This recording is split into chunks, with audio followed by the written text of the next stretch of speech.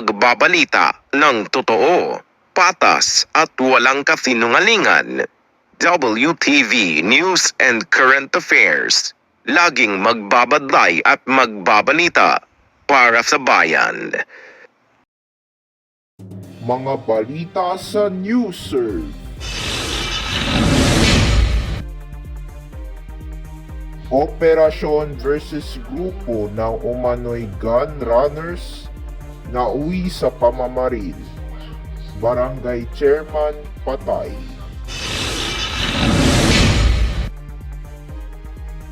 ₱35 dagdag sa minimum na sahod sa Metro Manila. Ipatutupad ngayong Hulyo. COMELEC, di pa tiyak kung makakatakbo si Guo sa 2025 elections.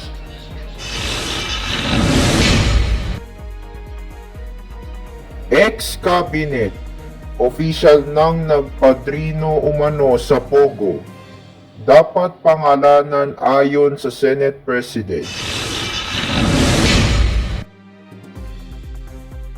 Siyam na Chinese na nagtratrabaho sa reklamasyon sa Manila Bay, arestado. Grupo ng private schools nagsubmit ng rekomendasyon sa pagka-DepEd Secretary.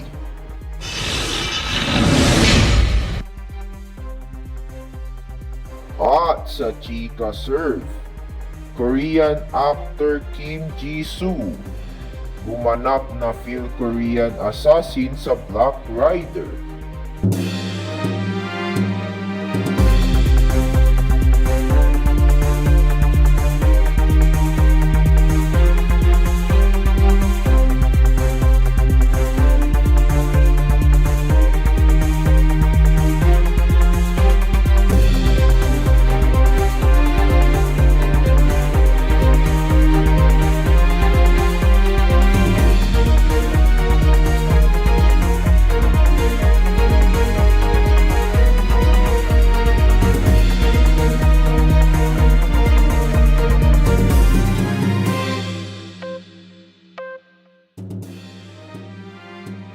Magandang gabi po.